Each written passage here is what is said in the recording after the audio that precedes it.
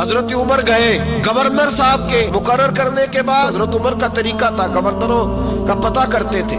آپ کا طریقہ یہ تھا کہ جس علاقے کا گورنر ہوتا ہے اس کی جامع مسجد میں سب لوگوں کو جمع کر، اور پھر گورنر کو بھی بلاتے تو کہتے کوئی شکایت ہے گورنر کی تو بتاؤ۔ مسجد میں جمع کیا، لوگ اکٹھے ہو گئے۔ حضرت فاروق اعظم رضی اللہ تعالیٰ عنہ نے فرمایا گورنر کی کوئی شکایت ہے تو بتاؤ۔ تو صوبے کے لوگ کہنے لگے 4 شکایتیں ہیں گورنر صاحب کی۔ کون سی؟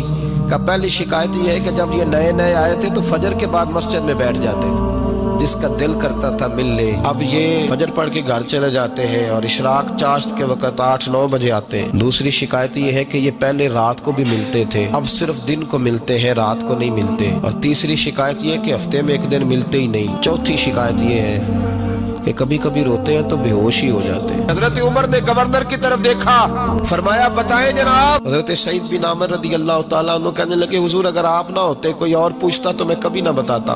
حضور میری مجبوری یہ ہے کہ میری بیوی بیمار ہو گئی ہے، میں غریب آدمی ہوں، نوکر نہیں رکھ سکتا۔ میں سویرے اٹھ کے اپنے گھر میں جھاڑو دیتا ہوں، برتن دھوتا ہوں، آٹا گوندتا ہوں، روٹی پکاتا ہوں، اور اپنی باوفا بیوی کے منہ میں لقمے ڈالتا ہوں۔ حضور وہ پخانہ پیشاب کرتی ہے تو وہ بھی میں صاف کرتا ہوں، وہ میری ذمہ داری جو ہوئی تو ذرا دیر ہو جاتی ہے۔ بس پہلے سوال کا جواب آیا تو لوگ کہتے ہیں ہمارے جسم کے رونگٹے کھڑے ہو گئے۔